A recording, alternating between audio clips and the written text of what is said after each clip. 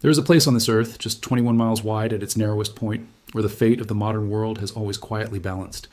It sits between the sun-scorched coasts of Iran to the north and Oman to the south, a slim corridor of blue water connecting the Persian Gulf to the Gulf of Oman and the open sea beyond. For most of human history, it was simply a passage, a stretch of ancient water that sailors crossed in dhows laden with dates and pearls. But in the age of oil, it became something else entirely. It became the jugular vein of global civilization. And in the early weeks of 2026, the world discovered what happens when someone presses a thumb against that vein and refuses to let go. The Strait of Hormuz is not merely a shipping lane. It is the single most consequential choke point in the entire architecture of modern energy. Every single day before the crisis, roughly 20 million barrels of crude oil and petroleum products move through those 21 miles of water. That figure, 20 million barrels, is almost impossible to hold in the mind. It represents approximately 1/5 of everything the world burns every day to keep its lights on, its factories running, its trucks moving, its cities breathing. It is the oil that powers the steel mills of South Korea, the car factories of Japan, the enormous refining complexes of India, and the insatiable industrial machine of China. It is the LNG that heats homes across Europe on cold winter mornings, and the fertilizer feedstock that eventually becomes the bread on the tables of billions of people from Pakistan to Peru. All of it, or a staggering proportion of it, flowed through those 21 miles. And then, in the span of a single weekend in February 2026, it stopped. The crisis did not arrive without warning. The warnings had been accumulating for years, decades even, like storm clouds that experienced observers could see massing on the horizon while ordinary people went about their lives. Iran had threatened to close the strait before, in 2011 and 2019, and again in early 2025, when the commander of the Islamic Revolutionary Guard Corps Navy publicly declared that Iran retained the capability and the will to shut the waterway if it chose to. These threats had always been treated as leverage, as negotiating posture, as the kind of dangerous rhetoric that governments in the region deployed to signal displeasure without actually pulling the trigger. For a long time, the calculus seemed to hold. Closing the strait would hurt Iran too, analysts said. Iran's own oil exports passed through it. Iran needed the revenue. The pain would be mutual, and therefore mutually deterrent. That logic held, until the moment it catastrophically did not. On the 28th of February 2026, the United States and Israel launched a coordinated military operation against Iran of a scale and ambition that the region had not seen in living memory. The strikes targeted military infrastructure, command centers, naval assets, and, in an act that sent shockwaves through every chancellery on earth, the operation resulted in the death of Supreme Leader Ali Khamenei, along with a number of other senior Iranian officials. The strategic logic behind the strikes, whatever it may have been, produced an immediate and devastating consequence. Iran, its leadership decimated, and its national fury ignited, chose to do what it had always threatened to do. It reached for the one weapon no air campaign could easily destroy, its geographic position at the mouth of the Persian Gulf, and it used it. Within days of the strikes, the IRGC had deployed naval forces throughout the strait. Ships were warned, then threatened, then attacked. Naval mines, ancient, ugly, brutally effective weapons, began appearing in the shipping lanes. Insurance premiums for any vessel attempting to transit the waterway surged by 50% within 72 hours. And then again, until the numbers became almost meaningless. Because no sane shipowner was sending their vessel through those waters, regardless of what the insurers were willing to offer. On the 2nd of March, the IRGC made it official. The Strait of Hormuz, they announced, was closed to unfriendly nations. 2 days later, on the 4th of March, Iran declared complete control of the waterway. The world's most important energy corridor had, for the first time in its modern history, been effectively shut. The immediate reaction in global financial markets was visceral and almost primal. Brent crude, which had been trading in the mid-70s before the crisis, broke through $80, then $90, then $100. By the time March was over, it had recorded its highest single monthly rise in the entire history of oil trading, a surge of approximately 65%. The price hit $120 a barrel. At one point, during the most acute phase of the panic, figures approaching $130 were being quoted in frantic trading rooms from London to Singapore. The number that the Federal Reserve Bank of Dallas would later produce in its careful economic modeling, a projected West Texas intermediate price of $98 per barrel under certain scenarios, would, in the chaos of those early weeks, have seemed almost optimistic. But the oil price, as dramatic as it was almost the easy part of the story to understand.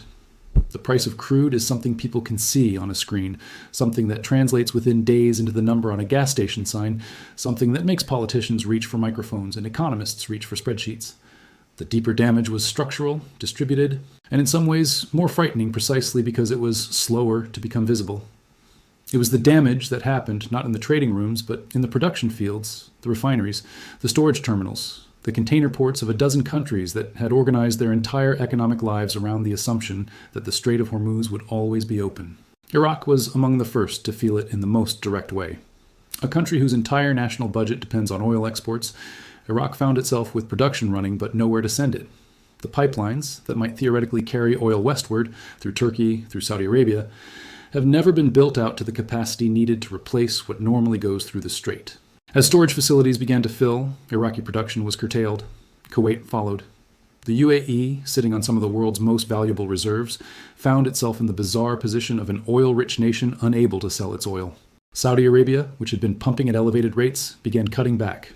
By the 10th of March, the collective production drop from the Gulf states had reached 6.7 million barrels per day. By the 12th, that figure had crossed 10 million. The International Energy Agency, an organization not known for hyperbole, used the phrase they had apparently been saving for an event like this. They called it the largest supply disruption in the history of the global oil market. To understand what 10 million barrels per day of missing supply means, it is worth pausing for a moment on the arithmetic. The entire United States, the world's largest oil producer, pumps roughly 13 million barrels per day. The loss from the Gulf in those first 2 weeks of March 2026 was nearly equivalent to wiping out the entire American oil industry overnight. The world does not have a reserve capacity anywhere near sufficient to cover that gap. The strategic petroleum reserves of major consuming nations, the United States, Japan, South Korea, members of the IEA, were designed to cover disruptions measured in millions of barrels for limited periods, not to replace a sustained removal of 10 million barrels a day from the global market. Emergency releases were announced. They helped at the margins. They did not solve the problem. Meanwhile, in Asia, the continent whose economic fate is most directly tied to what flows through the Strait, the crisis registered not as a distant geopolitical event, but as an immediate physical emergency. The numbers tell the story with brutal clarity. In 2024, approximately 84% of all the crude oil and condensate that passed through the Strait of Hormuz was destined for Asian markets. China receives somewhere between a third and half of its oil imports through this single passage. Japan, with almost no domestic energy resources of its own, is comprehensively dependent on it. South Korea imports roughly 70% of its oil from the Persian Gulf region. India, whose economy has been growing at a pace that demands ever-increasing energy inputs, relies on the Middle East for the majority of its crude supply. For these nations, the closure of the Strait was not an economic inconvenience, it was an existential rupture. Japanese refineries began drawing down reserves at rates that could only be sustained for weeks. South Korean steelmakers and petrochemical producers started calculating contingency plans, rationing schedules, and worst-case scenarios. India faced the particular anguish of watching its massive refining capacity, built over decades at enormous cost, to process its Middle Eastern crude, sit partially idle for want of feedstock. Even China, which had been more deliberate than most in building strategic stockpiles, found itself burning through reserves faster than it had modeled in its planning scenarios. Asian LNG prices, already elevated by years of tight supply, jumped 54% in the 7 weeks following the outbreak of the war. In some countries, the word that nobody in government wanted to say, rationing, began to be said quietly in the meetings that were not open to the public. Pakistan, sitting at the edge of an economy that has rarely had the luxury of comfortable energy margins, faced a particularly harsh exposure. Analysts at the energy consulting firm Kapler noted that Pakistan and Bangladesh had limited storage and procurement flexibility, meaning that disruption would likely trigger fast power sector demand destruction, a technical phrase that means factories going dark, hospitals running generators, and ordinary families sitting in the heat without electricity. In Vietnam, reports emerged of fuel shortages and panic buying at petrol stations. Across Southeast Asia, the ripple effects of 20 million missing barrels per day began working their way through supply chains at different speeds, hitting different sectors, but hitting everyone. The geopolitical dimension of the crisis was, if anything, even more complicated than the economic one. Iran did not simply close the strait to all traffic. It made distinctions. It allowed vessels from countries it considered friendly, China, India, Russia, to transit, at least initially and at least in principle. Iran's foreign minister, Sayed Abbas Araghchi, made this explicit in late March, announcing that ships from friendly nations would be permitted access to the waterway, while vessels connected to Iran's adversaries would not. Iran also, for a period, began charging transit tolls of over $1 million per ship. an extraordinary act of maritime piracy dressed in the language of sovereign control, and a signal that Iran understood it was sitting on leverage it could monetize even as the broader conflict raged around it. This selective blockade created its own set of complications. It put countries like India in an impossible position. India had warm relations with Iran, a history of energy cooperation, and a pressing national need for Persian Gulf oil. But India also had deepening strategic ties with the United States and Israel, and was not eager to be seen as a beneficiary of Iranian goodwill at the precise moment Washington was demanding solidarity. The situation illustrated something that the crisis made starkly clear. The Strait of Hormuz does not recognize the neat categories of alliance and enmity that Washington and Tehran and Beijing use to organize their worldviews. It is a physical reality that forces every nation on earth to navigate its own interest with an uncomfortable honesty. China's position was perhaps the most strategically complex of all. As the world's largest oil importer and the nation most dependent on Persian Gulf flows, China had an overwhelming economic interest in seeing the strait reopen. But China also had no interest in helping the United States achieve a military or diplomatic victory over Iran, and it had spent years building a relationship with Tehran that it was not about to discard in a moment of crisis. When a UN Security Council resolution, drafted by Bahrain and supported by the United States and the United Kingdom, called for an end to Iranian attacks on vessels and for coordinated efforts to protect freedom of navigation, China and Russia vetoed it. It was April 7th. The strait had been effectively closed for over a month. The world watched as the two permanent members of the Security Council used their veto to protect a position that was costing the global economy hundreds of billions of dollars every week, and in doing so, illustrated precisely how broken the international system of crisis management had become. The United States, for its part, was navigating its own internal contradictions. President Trump had launched the military strikes that triggered the crisis, and now he was simultaneously the man who needed to resolve it. In the days immediately following the closure, Trump spoke about offering risk insurance to oil tankers, perhaps by having U.S. Navy ships escort them through the strait. He also said, in remarks that generated significant pushback from economists and fact-checkers alike, that the crisis affected other countries much more than it affected the United States, pointing to America's domestic oil production as a buffer. It was a statement with a narrow technical logic.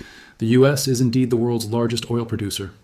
But it missed the deeper reality that oil is a globally traded commodity, and that when the price of Brent crude rises 65% in a month, Americans feel it at the pump, in their grocery bills, and the price of anything that moves by truck or plane or ship, regardless of where the oil was extracted.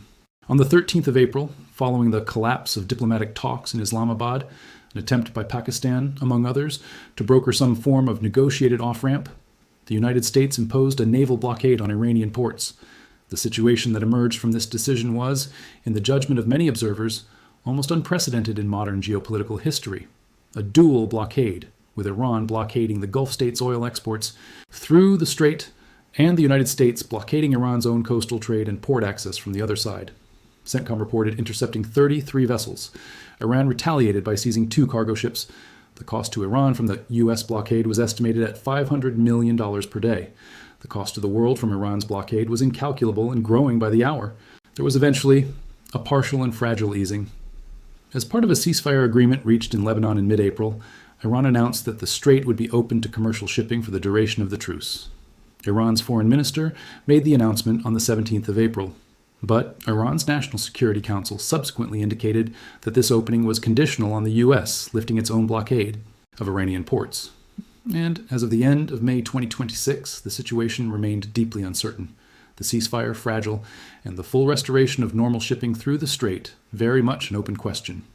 The physical damage done to the global economy in the weeks between the closure and the partial reopening was historic. The World Bank, in its April 2026 Commodity Markets Outlook, described what had happened as the single largest oil market disruption in history. Global oil supply had crashed by more than 10 million barrels per day in March. The projected decline for the second quarter of 2026, 6.9 million barrels per day, or 6.6% year-on-year, was the steepest quarterly fall since the COVID-19 pandemic. Inflation was climbing. Currencies in oil-importing nations were weakening. Central banks that had spent years carefully calibrating the return to price stability after the inflation shocks of the early 2020s suddenly found themselves facing a supply-driven price shock that monetary policy is almost entirely powerless to address. You cannot lower interest rates to make oil flow through a blocked strait. The human cost, which is always harder to quantify than the economic cost, was already becoming apparent in the parts of the world with the least margin for error.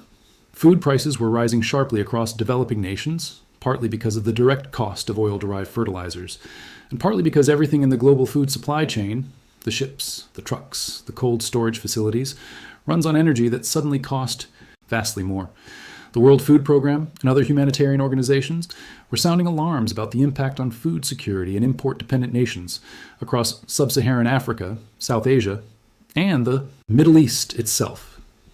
The irony that a conflict partly rooted in the geopolitics of the Persian Gulf was now threatening the food security of populations living far from the Gulf, populations who had no voice in the decisions that led to the war, was not lost on anyone who was paying attention. Beyond energy and food, the Strait of Hormuz crisis began reshaping longer-term strategic thinking in ways that will play out for years and decades. Asian nations, exposed in the most dramatic possible way to the consequences of their dependence on a single choke point, began accelerating discussions about energy diversification. China, which had been pursuing renewable energy development for strategic as much as environmental reasons, moved quickly to position its clean energy technology, solar panels, batteries, electric vehicles, as a form of energy security for countries in the region. It was a posture that some nations welcomed and others viewed with the same wariness they bring to any deepening dependence on Beijing. The crisis, in this sense, was not only a disruption, but a revelation. A sudden, brutal exposure of the fragility that had been quietly accumulating in the global energy system for decades. There is a broader lesson here, one that policymakers and economists and strategists have been articulating in various forms for a long time, but that rarely achieves the emotional force of lived experience. The world's energy system is not resilient. It is efficient, spectacularly so, optimized over decades to move the maximum volume of resources at the minimum cost through the minimum number of choke points. But efficiency and resilience are not the same thing, and in many respects they trade off against each other. A system optimized for efficiency has no redundancy. It has no slack. It has no buffer between a single point of failure and a global catastrophe. The Strait of Hormuz, 21 miles wide, carrying 1/5 of the world's oil, with no viable alternative route for most of what passes through it, is the purest expression of that tension between efficiency and resilience. For decades, the system worked because nobody was willing to close it. In February 2026, someone was. As the spring of 2026 unfolded, the world found itself in a strange, suspended state. The shooting war between the United States and Israel on one side and Iran on the other had not ended, but its most acute phase had passed. Negotiations were happening in various formats, in various capitals, with various degrees of seriousness. The Strait was open to some traffic, but not all, under conditions that shifted week by week. Oil prices had come off their highest peaks, but remained far above where they had been before the crisis began. The global economy was absorbing the shock, because the global economy is large and adaptive and has absorbed shocks before, but it was doing so unevenly, with the burden falling most heavily, as it always does, on the nations and the people who had the least capacity to bear it. What the 2026 Strait of Hormuz crisis has already confirmed, with a clarity that no analyst's scenario exercise or wargame could have produced, is that the geography of energy is not an abstraction. It is not a topic for academic papers or conference panels. It is the physical foundation on which every other aspect of modern life rests. 21 miles of water, 1/5 of the world's oil, billions of people who have never heard of. The IRGC or the Islamabad talks or Operation Roaring Lion, going to work, feeding their children, running their businesses in the assumption that the global energy system will continue to function, and discovering in the spring of 2026 that this assumption was always more fragile than they knew. The Strait of Hormuz is not just a choke point in the Persian Gulf. It is a choke point in history itself. And the world that emerges on the other side of this crisis will not be the same as the world that entered it.